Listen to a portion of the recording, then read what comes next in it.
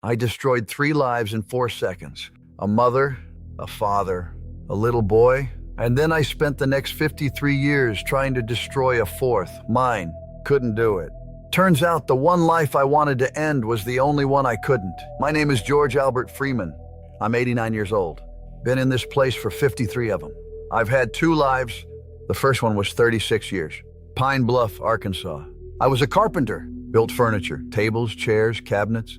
Built them with these hands. The second life started the night I killed 3 people with a Chevrolet pickup and a bottle of Old Crow. November 14th, 1972. I'll talk about that.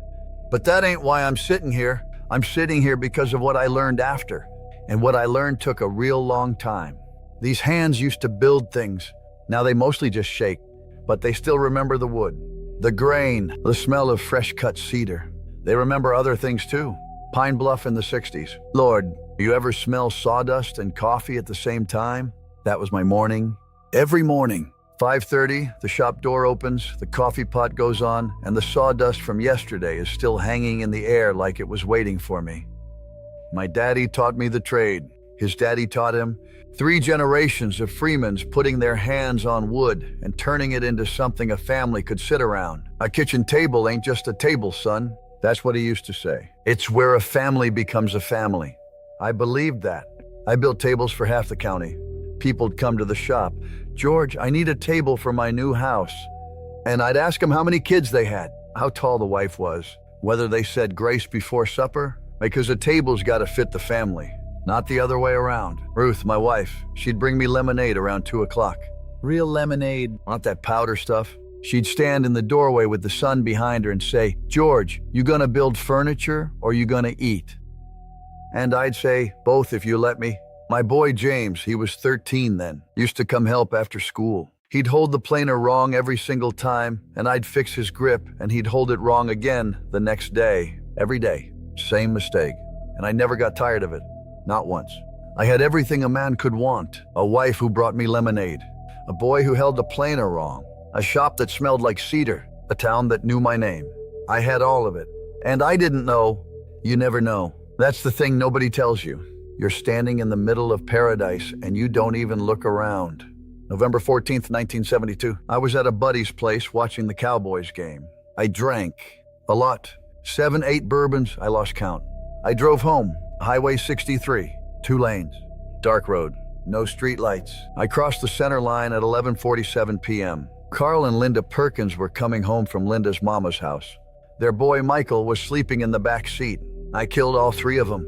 The boy was 4 years old. The first 15 years, I tried to die. I ain't gonna go into details, but I tried. More than once. More than twice. The last time, 1987, they found me on the floor of my cell at 4 in the morning. I don't remember the next 3 days. They wrote it up as disciplinary violations. Self-harm. Put me in segregation. 30 days alone in a room smaller than your closet. 3 times they did that. I wasn't trying to escape prison. I was trying to escape what I did. And you can't. You can't outrun it. You can't sleep it away. And you can't die your way out of guilt. I know because I tried. After 87, after they pulled me off that floor the last time, something broke. Not the kind of breaking that hurts. The kind that just stops. Like a clock that runs down, I stopped feeling anything. Years went by and I couldn't tell you one thing that happened in them. Wake up. Eat. Work. Sleep. Wake up. Eat. Work. Sleep. Like a machine with no purpose. The chaplain, Reverend Tommy, they called him Tommy. He's the one who found me that last time. Held my hand in the infirmary for 6 hours. Didn't say a word. 6 hours. Just sat there. About a year after that, might have been 2, I lost track. Tommy asked me if I wanted to work in the prison woodshop. Said they needed someone who knew his way around a lathe. I walked in and smelled the cedar. I stood there and I cried. First time I cried in maybe 10 years. Not because I was sad, because my hands remembered something my head had forgotten. They remembered how to build. The change didn't come like a light switching on. It came like sunrise in winter. Slow. So slow you don't notice it's happening. You just look up one morning, and the room's a little brighter than it was. I started building again. Tables, shelves, benches, simple things. And somewhere in the sanding, in the fitting, in the smell of the wood, I started breathing again. Not healed. I ain't healed.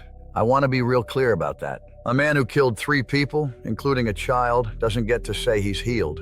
But I started walking, and I learned to walk with what I carry. I've had 53 years to think, and I want to tell you 3 things I learned. Not because I'm smart. I ain't smart. I'm a carpenter from Arkansas who killed a family because he was too proud to call his wife for a ride home. But I've been thinking longer than most people have been alive, so maybe that counts for something. The first thing, there's a man was in here. He died in '04. Name was Curtis. Killed his brother over a card game in 1971. And Curtis used to say to me, "George, when does it stop hurting?" And I'd tell him the truth. It don't stop. You hear people say time heals.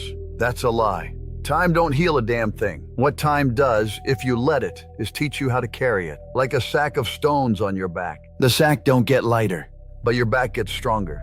Your legs learn the weight. You figure out how to shift it so you can still walk. I carry 3 people. Carl, Linda, Michael. Every morning, every night. Every step I take, they're on my back. And here's the thing I want to tell you. You're carrying something too.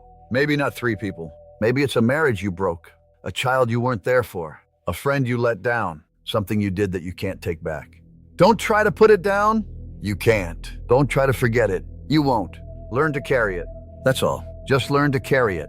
The second thing, I've built maybe 400 pieces of furniture in this place. Tables, chairs, bookshelves, every one of them donated to families that needed them.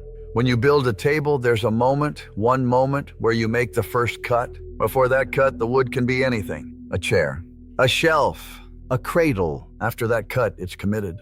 You can still shape it, sand it, stain it, but you can't uncut it. The wood remembers. November 14th was my first cut. One decision. Turn the key, put it in drive, pull onto the highway. 4 seconds.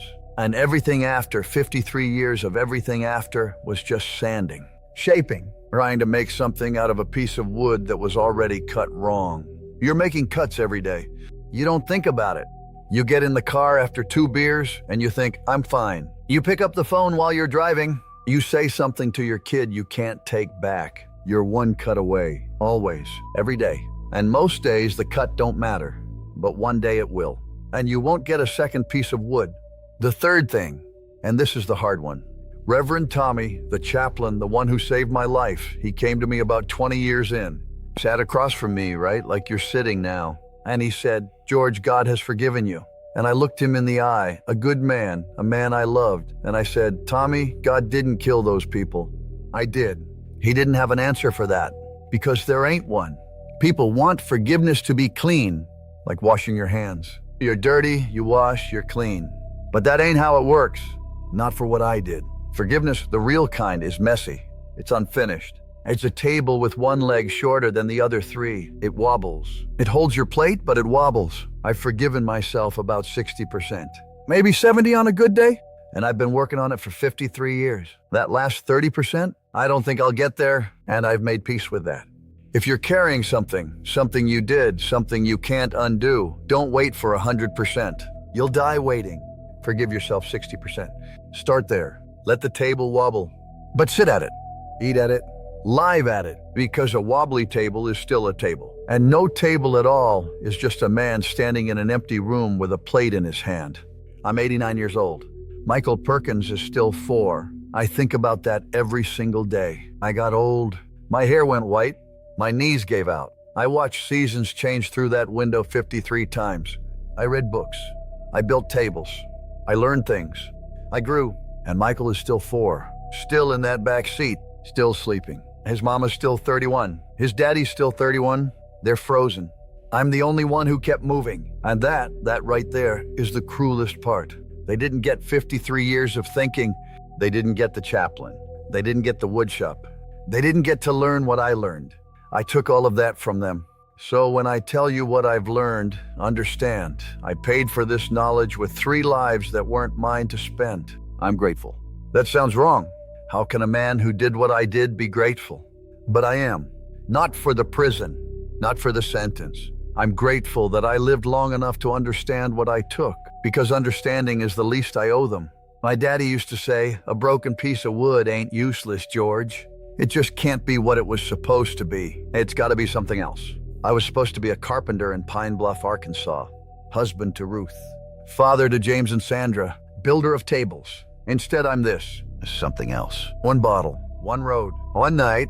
That's all it takes. Don't be something else. I killed 3 people with a bottle of whiskey and a set of car keys. Weapons of mass destruction you can buy at any gas station.